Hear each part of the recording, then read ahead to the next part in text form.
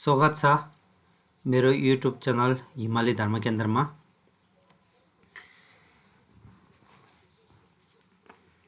सामभोटा लिपि पढेर सुनाउने क्रममा आज चाहिँ हाम्रो घोचेनसुम 3 शिर अक्षर मूल अक्षर भन्दा माथि शिरमा बस्ने टाउकोमा बस्ने 3 अक्षरको विषयमा चाहिँ चर्चा गर्न गइरहेको छु। अब घोचेनसुमलाई चाहिँ हाम्रो 3 शिर अक्षर भनिन्छ। घोचेनसुम के हो भने चाहिँ रा ला सा यो तीनटा चाहिँ मूल अक्षर भन्दा माथि आउँदाखेरि चाहिँ यिनीहरूको नाम चाहिँ घोचेनसुम भनिन्छ। मूल अक्षर भन्दा माथि रा हुँदाखेरि रागो, मूल अक्षर भन्दा माथि ला हुँदाखेरि लागो, मूल अक्षर भन्दा माथि सा हुँदाखेरि चाहिँ सागो भनेर पढ्नुपर्छ। रागो चाहिँ चुङ्गी हुन्छ, 12 वटा रागो चुङ्गिनी रागो 12 वटा हुन्छन्। रा मूल अक्षर माथि बसेको चाहिँ 12 वटा हुन्छ। यो 12 वटा चाहिँ यहाँ हेर्नुहोस्, यहाँ 12 वटा रा काता का, रा काता का, रा ngaता nga, रा च्याता च्या, रा न्याता nya, रा ताता ता, रा नाता ना, रा ताता ता, रा पाप्ता पा, रा माप्ता मा, रा चप्ता चा, रा जाता जा। यसको नाम चाहिँ चोलो हो। तर यसरी पढ्नु पर्दैन। हामीले त्यो नेपाली इङ्ग्लिस अरू कुनै अब अक्षर जानेको साथीहरूले चाहिँ यसरी चोलोक नपढेर सिधै पढिनुहुन्छ। सिधै पढे पनि पछि मूल ग्रन्थ पढ्दाखेरि केही पनि असर पर्दैन, किनकि मूल अक्षरमा हामीले राम्रोसँग चिनेपछि अरू जुनसुकै ग्रन्थ पढ्दै पनि नियम एउटै हुन्छ। चोलोक भनेको चाहिँ अब भर्खर आवेश गर्ने अनि पहिले अब नेपाली इङ्ग्लिस अरू केही नजान्ने मित्रहरूको लागि चाहिँ ठिक हो। तर अरू केही अरू भाषाहरू जानेको साथीहरूको लागि चाहिँ चोलो खासै आवश्यकता देखिँदैन मेरो विचारमा।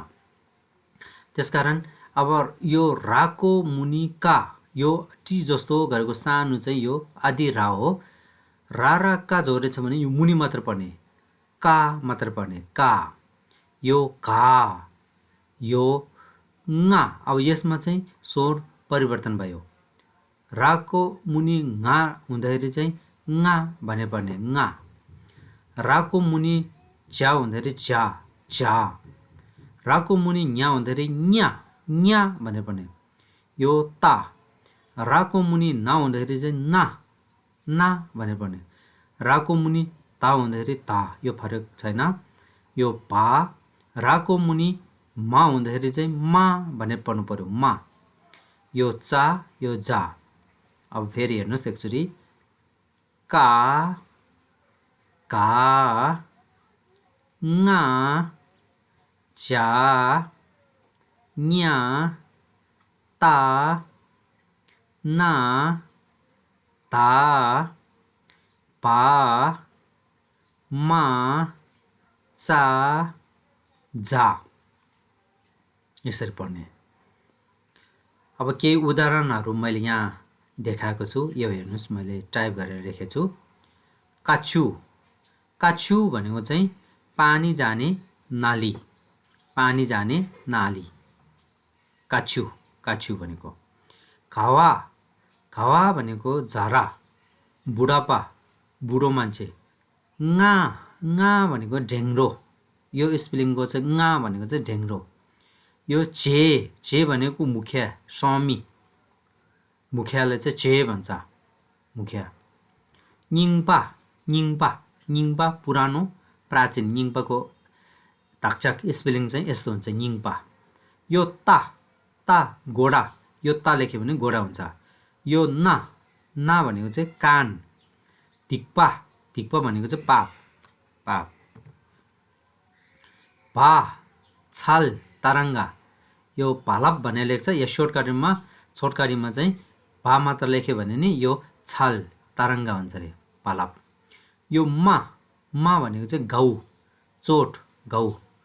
चा, चा भनेको घाँस, नसा, हाम्रो नसा, हातमा भएको, शरीरमा भएको, खुट्टामा भएको नसालाई पनि चा भनिन्छ, चा। अनि घाँसलाई पनि चा, स्पेलिङ एउटै हुन्छ, तक्चा एउटै हुन्छ।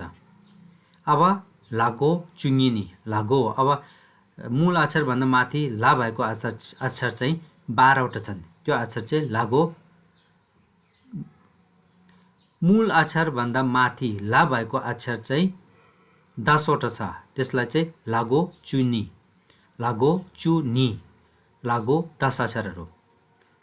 ला काता का, ला काता घा, ला ngaता nga, ला चाता चा, ला चाता जा, ला ताता ता, ला ताता ता, ला पाप्ता पा, ला पाप्ता भा, ला हाता हा। यो चाहिँ झोलुक भयो। अब अहिलेको अरू भाषाहरू जानेको साथीहरूले चाहिँ झोलो नपढिकन सिधै पढे हुन्छ। कुनै कुनै मित्रहरूले चाहिँ झोलो नभइकन मूल ग्रन्थ पढ्न गाह्रो हुन्छ भन्दो रहेछ। त्यो चाहिँ होइन, त्यो होइन। अक्षर राम्रोसँग चिनेपछि तपाईँहरूले झोलोको आवश्यकता मेरो विचारमा चाहिँ देखिँदैन।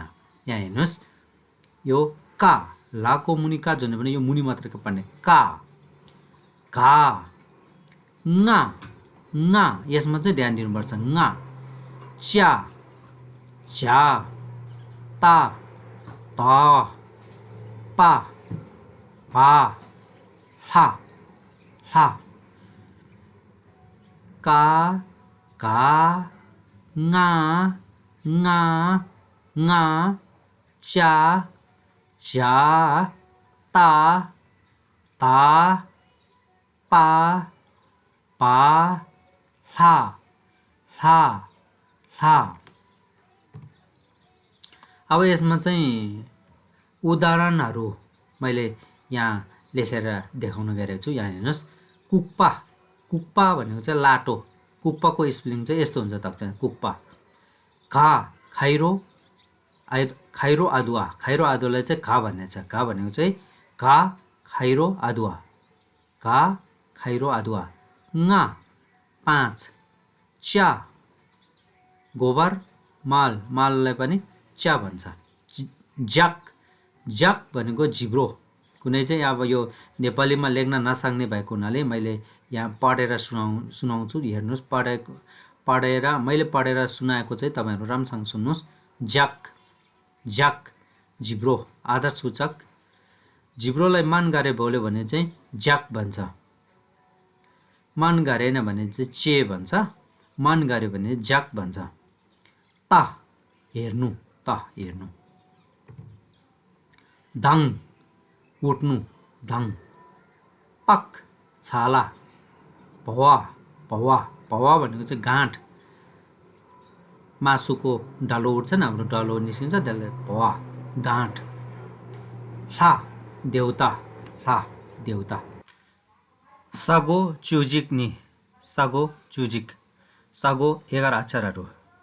जुन मूल अक्षरभन्दा माथि सा छ भने सागो भन्छ। त्यो सागो चाहिँ अक्षर जोडेको चाहिँ 11वटा छ, 11वटा। सागो च्युजी, सागो 11 अक्षरहरू। सा काता का, सा काता घा, सा ngaता nga, सा न्याता nya, सा ताता ता, सा ताता ता, सा नाता ना, सा पाता पा, सा पाता भा, सा माता मा, सा चाता चा। यो झोलुक पढ्दाखेरि यस्तो पर्छ। झोलुक नपढ्दाखेरि चाहिँ सिधै का, घा, nga, nga, nga, nya, nya, nya, ता, ता, ना, ना, ना, पा, भा, मा, मा, चा। का भनेको समाचार। यो साको मुनि का झुन्ड्याएको का छ भने समाचार। घा भनेको चाहिँ अदुवा, घा, घा, अदुवा। गाँटो, गाँटो भनेको बिहान, गाँटो, बिहान। न्यन्टाक, न्यन्टाक भनेको चाहिँ प्रतिष्ठा, यश। तरे, तरे भनेको चाहिँ भन्चारो, भन्चारो। धाङ भनेको चाहिँ रिसाउनु, धाङ भनेको चाहिँ रिसाउनु। ना भनेको चाहिँ नाक, नाक। पाकोङ भनेको चाहिँ भयभीत भएको हुनु, पाकोङ डराउनु के डराएको, त्यसलाई पाकोङ भन्छ अरे। भा भनेको चाहिँ लुकाउनु, भा। मारा भनेको चाहिँ धारी, मारा। चाल भनेको चाहिँ दिनु। अब यो धारानी झुङ्ग पर्दाखेरि चाहिँ अलिकति रुल मैले यहाँ बताउन गइरहेको छु यसको विषयमा। यहाँ हेर्नुहोस् है, जति अक्षर एकै ठाउँमा खप्टेको छ ती सबै अक्षर धारानी पर्दा अर्धस्वर जस्तो गरी उच्चारण गर्नुपर्दछ। अब यो धारानी झुङ्ग पर्दाखेरि चाहिँ 3-4वटा अक्षर एकै ठाउँमा एक माथि अर्को अर्को अर्को गरिराखेको छ भने माथि टुप्पाबाट तल पढ्दै जानुपर्छ। तर पढ्यो भने नि माथिको सबै अक्षरहरू चाहिँ आदि हुन्छ। सबभन्दा मुनिको अक्षर चाहिँ पूर्ण जस्तो गरी पढ्नुपर्छ। सबभन्दा मुनिको अक्षर चाहिँ पुरा अक्षर हो, माथिको चाहिँ आदि हो। जति पनि चाङ लाएर राखेको छ त्यो सबै माथिको चाहिँ आदि हो। सबभन्दा मुनिमा भएको अक्षर चाहिँ पूर्ण हो, त्यो चाहिँ पुरा हो, आदि होइन, पुरै गरी पढ्नुपर्छ। अनि इकार उकार एकार ओकार अनि अनुस्वर यस्तो छ भने चाहिँ यो चाहिँ सबभन्दा मुनिको अक्षरमा लगाएर उच्चारण गर्नुपर्छ, सबभन्दा मुनिमा। यहाँ हेर्नुहोस् है, अर्का, अब यो र चाहिँ आधा हुन्छ, अर्का, यो अर्का आदि भयो, माथिको र चाहिँ आदि भयो, अर्का। कल्पा, कल्पा, यो ल चाहिँ आदि भयो, कल्पा। प्रश्न, यो माथिको स चाहिँ आदि हो, प्रश्न। ल यसरी पढ्नुहोस्।